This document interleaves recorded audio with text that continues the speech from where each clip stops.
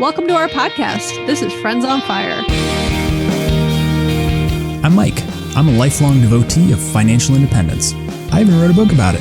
And I'm Maggie, a newer convert, but just as passionate, especially on the intersection of minimalism and financial independence. We're one and the same. We are two like-minded friends who believe that talking about money with your friends and family opens the door to financial well-being. The Friends on Fire podcast is about dispelling myths, building financial acumen, and sharing your financial independence journey with the people you care about. This is Friends on Fire. Hey, Mike. Hey, Maggie. How's it going? I'm doing pretty well. How are you? I'm good. You like the way I've visually presented myself today? You have your hoodie over your head and over your large headphones. You look kind of like a Teletubby. I've also been wearing this hoodie for like 4 days. It really needs to be removed and washed. But in the spirit of today's topic of nobody cares, I knew you wouldn't care. I certainly don't care. Yeah. I don't think you notice what I wear any day. I don't. In fact, I was going to make some comments about that in the episode, but you're right. I don't. And that's one of the many things I love about you. You know, you don't, you like me for you care if I show up on time to the episode, to our recording session. And if I have good things to say and if I'm, nice and engaging and all that. Yeah. I care about your behavior and how you treat me as a person, not how you dress. You don't care about what I look like. Right. Or you don't care if I have fancy headphones on, which by the way, I do. I don't. But only because they're high quality and I like them. I've been wearing these headphones for 2 hours. I just like because they keep the noise of the world away from me. Mm-hmm. Okay. I'm going to read a quick listener's comment that we got last night that I just thought was a nice comment and a good point for a future episode topic. All right, great. Let's hear it. And then we'll jump into today's topic. All right. So this is from, it doesn't matter who it's from. I'm going to keep it anonymous, blah, blah, blah. Sorry, just getting to the point. So-and-so suggested I listen to Friends on Fire and I've really enjoyed it. We both always live below our means, but the fire terminology is relatively new to us. One item I'd really like to see the movement talk more about is charitable giving.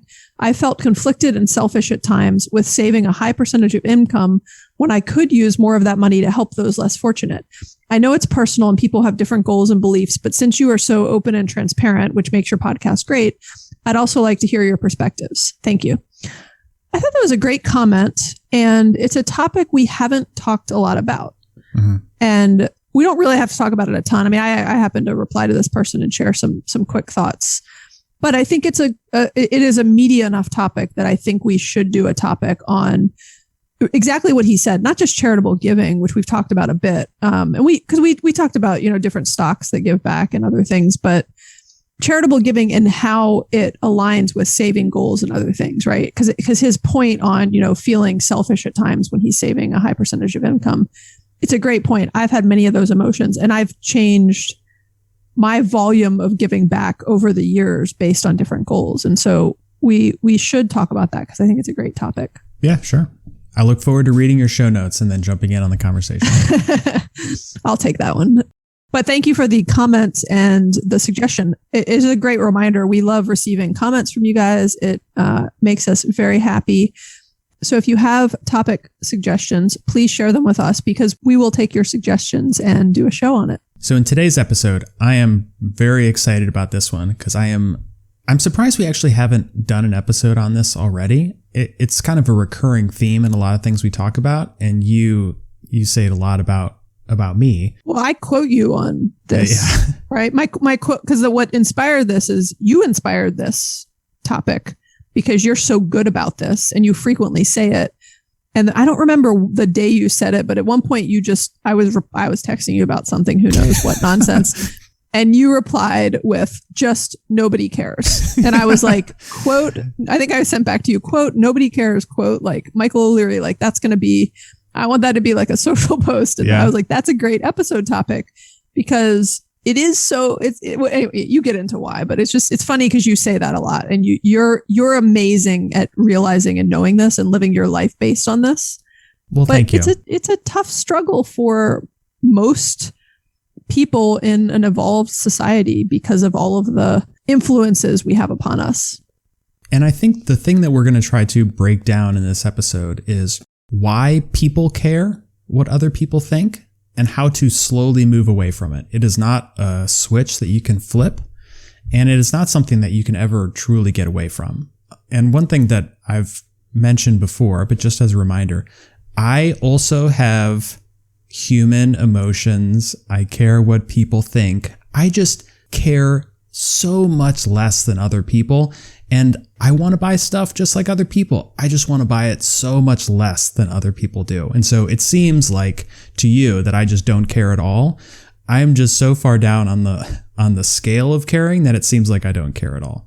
But yeah, even myself, I can't get away from a lot of this pressure and kind of emotion that comes from comparing yourself to others or thinking what other people think. Yeah, you're much further along the curve than many others are, myself included.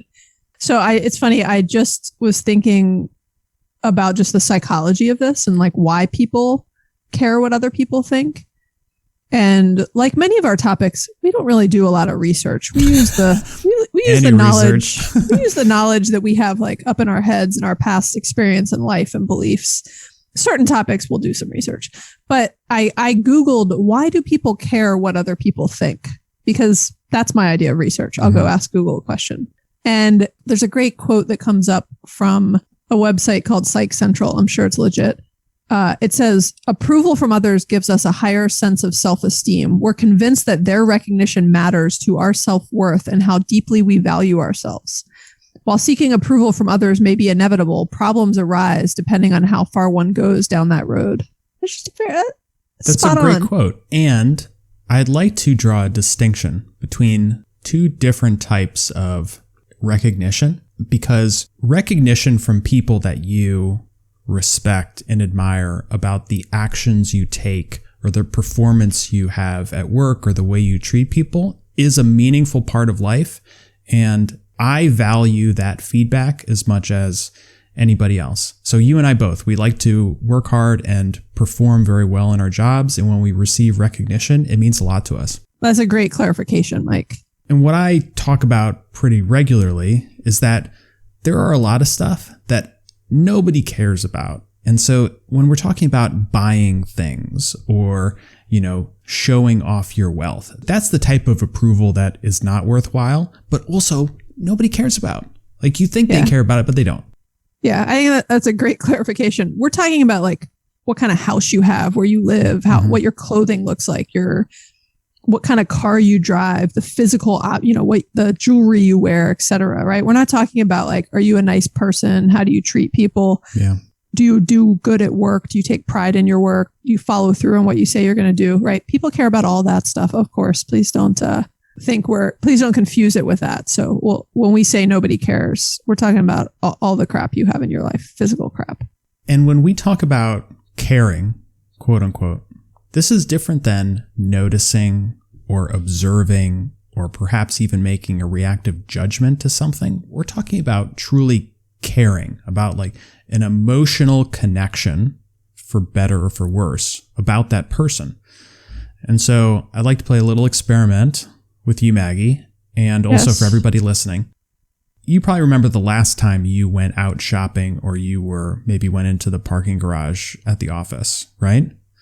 Yeah, which one? That was like two different things. Okay, so last time you went shopping and you parked in a parking lot, okay? Oh, yeah. You saw people, probably many people. I just went to Aldi last night. Okay, Aldi. You saw many people getting in and out of their cars, right? Yes. And you probably noticed the color of their cars or the make of their cars, and you noticed those people. But do you remember any of them? Do you remember any specific detail? I remember there was a pet grooming car right next to me because I recognized it from my neighborhood. But I did not notice anything else. And that was only because it had like big pictures of animals on it. Yeah. I can't remember anything else about the cars that were in the parking lot other than there were a lot and I had to park further away, which was fine. And nor did you remember anything about the person, or if somebody got out of a very nice car or a very terrible car. Was trying to wrangle my kid into the grocery store. Yeah, exactly. And so I think people get hung up on the fact that they're driving around in something very fancy and that everybody's noticing them, or everybody cares about what they are driving. And the truth is, you are one of millions of people going in and out of life, somebody may see you and see that you're driving something, but then it is immediately lost in their memory and it serves no value. Yeah. I mean, you're a great example, right? I met you and had talked to you and known you for a very long time and liked you and appreciated you before I knew that you drove that like beater 2003 Ford Explorer, you know? Mm-hmm. And I would have gone out to lunch with you in that. I mean, we always took my car because it was just like a little bit nicer of a ride experience when we went out to lunch. But I wouldn't have been like embarrassed to be seen with you in that car. You know, I did not think any differently. If anything, I actually thought a little bit more positively of you because I was like, look at that. He is practicing what he preaches. Yeah. Thank you. Another good car example is I think I put a social post up about this a couple months ago. One of my good friends bought a Tesla. And she was cool. She let me drive it, which was fun. And I was thinking about that as you were talking about this, Mike, I was really happy for her. She could afford it. She works really hard. She wanted it. She cared about it. She's always had electric vehicles. And I was like happy for her, but I don't think any differently of her. I don't like her any more or less as a result of that car. And that's what we mean by nobody cares. Like your true friends do not like you more or less based on what car you have. Now they may want to like catch a ride in your car versus the other car if you're, you know, all joined up to go on a road trip or something. But it doesn't mean anything about, you know, you as a person and, you know, who you are and your meaning or value in their life. Yeah, that's a great point. I think the faster you can realize this and come to terms with it, the faster you can start to prioritize what truly matters to you and what you spend your money on, right? And we'll dig into this more, but that's a huge point, right? What we're talking about is like that realization that nobody cares. It has a huge link to your life and your finances in particular. Yeah. Because people spend so much money. What's that quote about spending money to buy things to impress people that you don't even like? You spend money you don't have to buy things you don't need to impress people you don't like. Yeah. People get sucked into that for a lifetime. That is lifestyle inflation. And that was one example of trying to explain how little people notice you and what you own. And there's another example that I want to hit on that I have conversations about a lot because I do a lot of kind of informal career mentoring and helping people through resume updates and LinkedIn updates and all that sort of stuff. And every single person will say, I'm really hesitant to update my LinkedIn profile because other people will see it at my company and they will know that I'm looking for another job and they're going to treat me differently. And they're very concerned about it. And in a lot of cases, even after I have what I'm about to tell you, they still won't do it because they're so afraid of it. Here is the truth. No one will notice that you have updated your profile. Do you think I knew what your profile looked like in the first place? Yeah. People are not on LinkedIn like looking up your profile every day to see if you're updated. It's like you're one of 1,000 connections. Yeah, and there's hundreds of people at our company, so I couldn't. Like, I'm not going to look at there could be a coincidental time where somebody happened to have just been on your profile and then a week later, hits.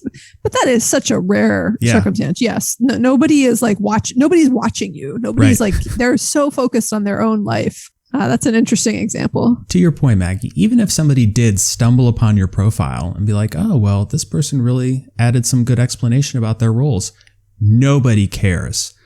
Everybody else is constantly thinking about their own professional lives and the roles they're looking for. Nobody will actually look down upon you or really remember that you might be looking for another job because everybody, their whole lives are looking for other jobs. And we'll talk about this more, but Mike, you kept saying nobody will notice or care. Yes, there could be somebody that notices or cares. Our point is that it doesn't matter if they do. And if they're the sort of person that does, which we'll kind of dig into now or later, if they're the sort of person that does, then you shouldn't care because that isn't a meaningful thing that somebody should worry about. So even like using your professional example, Mike, if you have the sort of manager or coworker or whoever who's so focused and scared by the fact that you've updated your resume or which is something you should just do as a regular habit over time. And even when you're not looking, if they're so worried about that, that's their problem, right? Not yours. And so don't get caught up in this is kind of our thing of like, don't get caught up in what other people think. Focus on what makes sense for you and what's the right thing, and being a good and honest person, right? And still, focus, like doing your job well and the things that actually matter at work. Yeah. If your boss is constantly checking your LinkedIn profile to see if you've updated it to potentially leave, you should leave because that person's a psychopath. That's weird. And that is like, that's coming from a place of insecurity and that they know they're not treating their people well or something. You know what I mean? Like that's not a normal behavior of any leader. And again, there could be some coincidental reason why someone happens to notice something like that. But okay, there's a really good quote from, this was actually on Instagram a couple weeks ago, and I knew we were doing this episode, and so I saved it. And so it's on Mark Manson's account. Do you know who Mark Manson is? Yeah, I read his book. Yeah, he's the author of The Subtle Art of Not Giving a Fuck. It was a funny book. It's an awesome book. Yeah, it's a quick read. It's like it's one of those books that I actually want to reread. It's such a good and inspiring read. So he puts these kind of like quotes up on Instagram, or not, his own words. So he said, "People aren't thinking about you nearly as much as you think they are. It's human nature to ruminate and obsess over every embarrassing moment, every pang of guilt, every verbal flub, and social mishap. But the fact is that others rarely notice or remember these moments. Most people are too busy worrying about their own preoccupations to consider yours. Once you realize this, it will free you from the anxious prison of your own mind. As David Foster Wallace wrote, you will stop worrying so much of what other people think of you when you realize how seldom they do." I love that. It's just spot on. And if you think about how much time you spend worrying about what other people think of you, just pause for a second, realize that everyone else is doing the exact same thing. And so they are so busy worried about what you're thinking about. They're not actually thinking about you or caring about you. And so everybody's in this constant state of stressing about how people perceive them. And it gets to a point where no one is thinking about anybody other than themselves.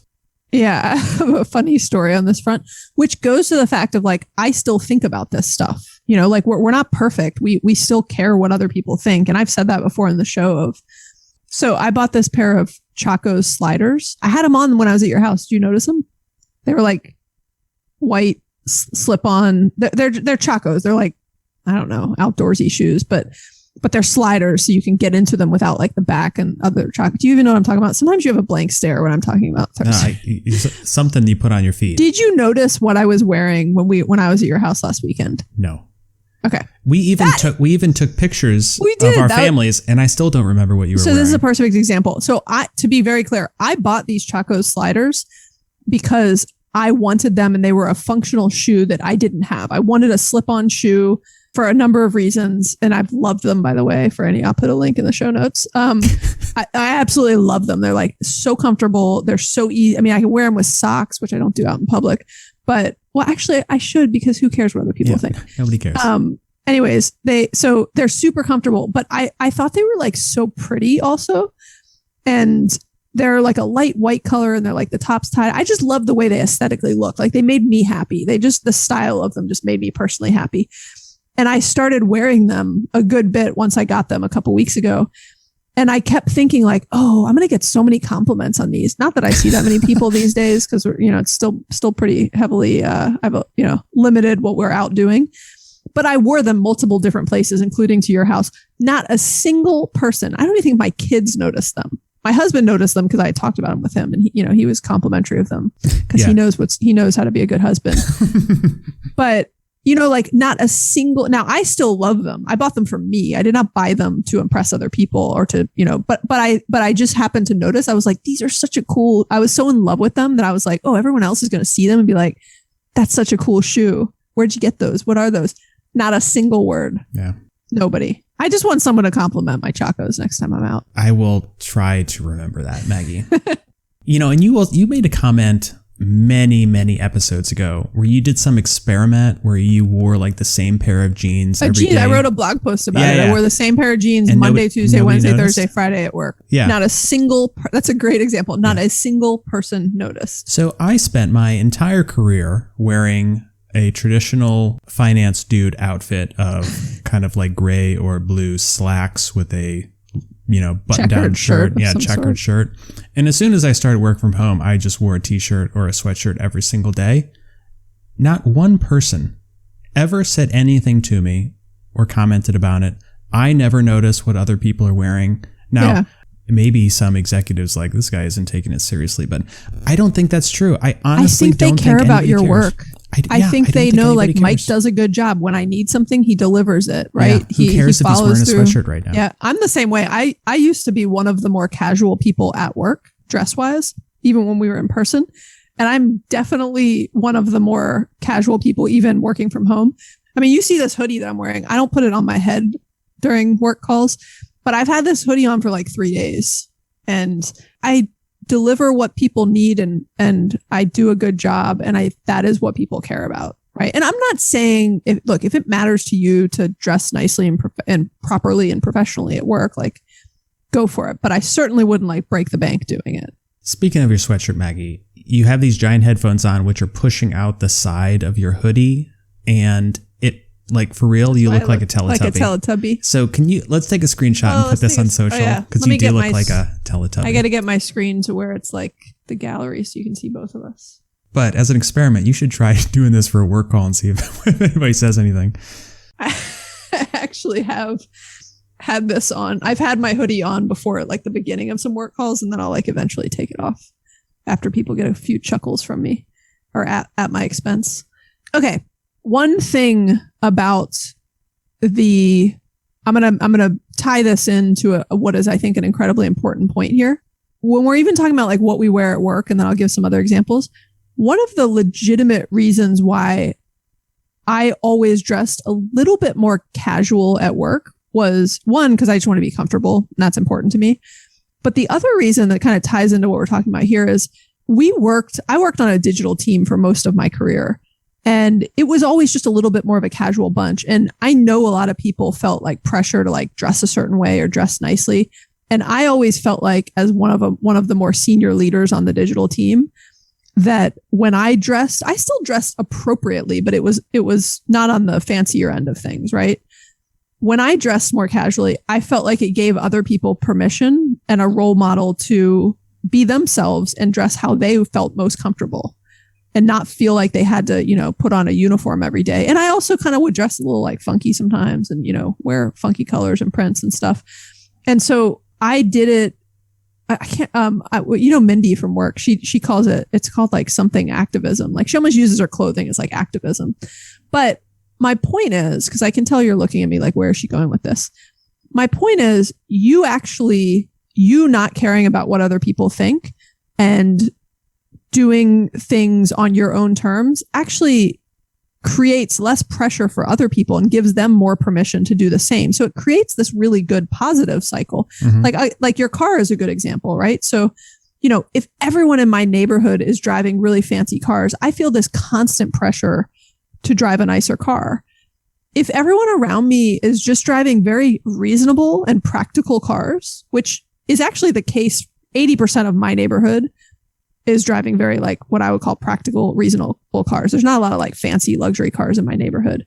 And that makes me feel good. It doesn't put pressure on me. It doesn't make me feel like I have to like keep up with the Joneses or inflate my lifestyle to fit into where I am. And so I think there's just this interesting cycle that can either be a really positive cycle or a really negative cycle. That, unlocking this point about caring what other people think.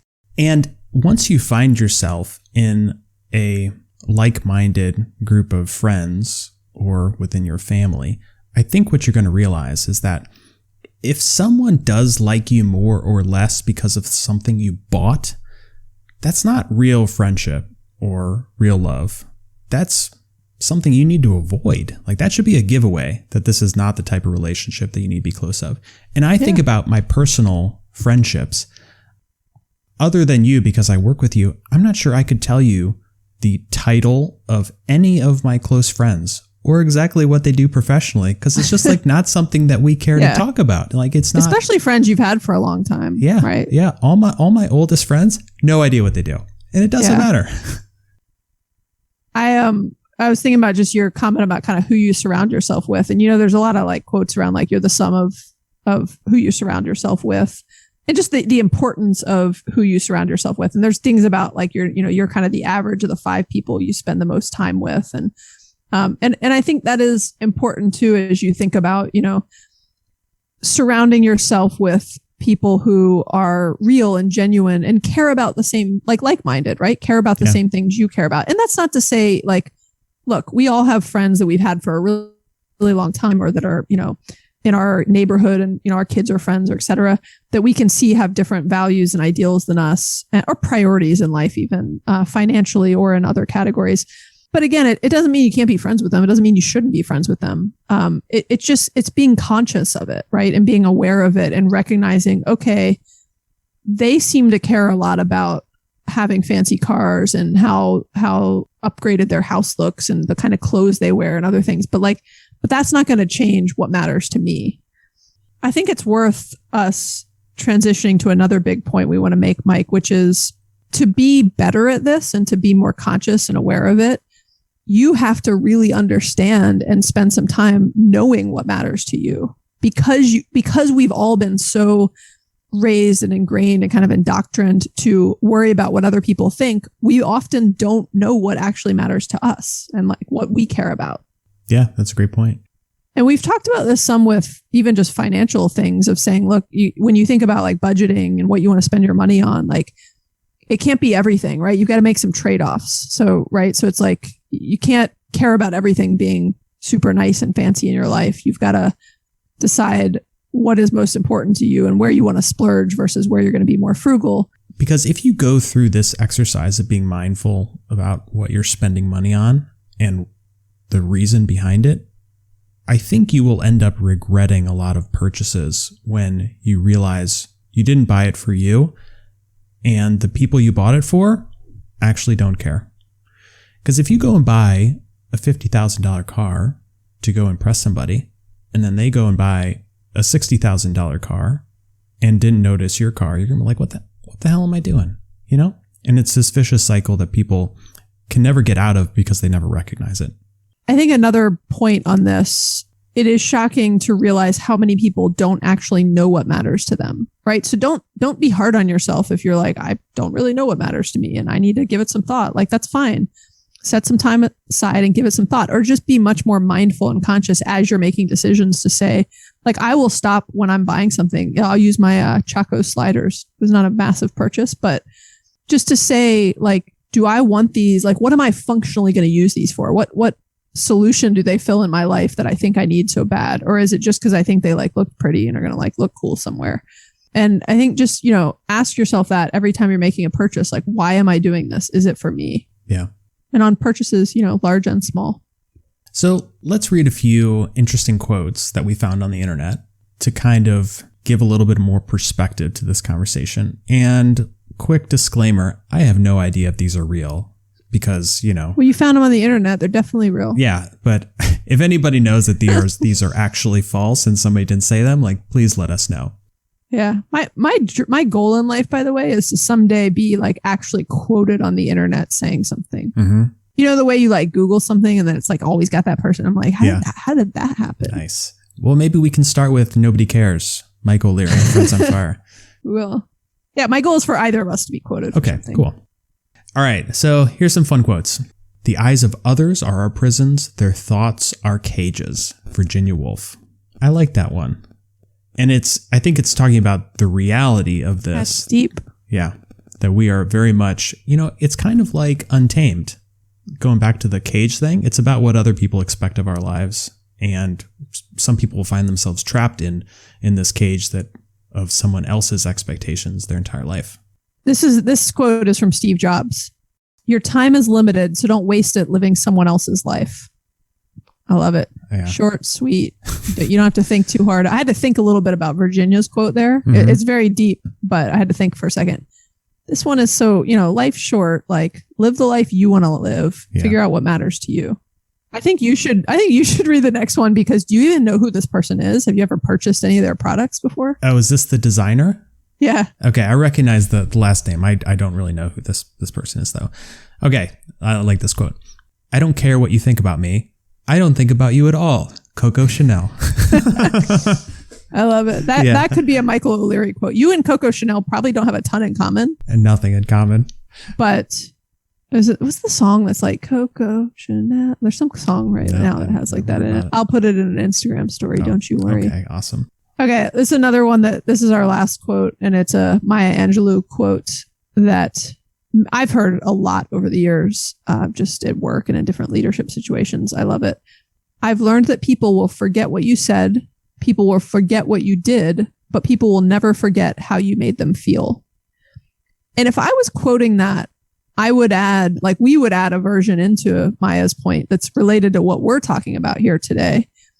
That you like how I'm putting all these people on like a first name basis, like I know them. Yeah. I would add another point is in addition to they'll forget what you said, they'll forget what you did, but they'll remember how you made them feel. They'll also forget what you were wearing. They'll forget what you were driving. They'll forget what your house looked like, how many square feet it was, how expensive your couch was. You know what I mean? Mm-hmm. Like they're not going to remember any of that.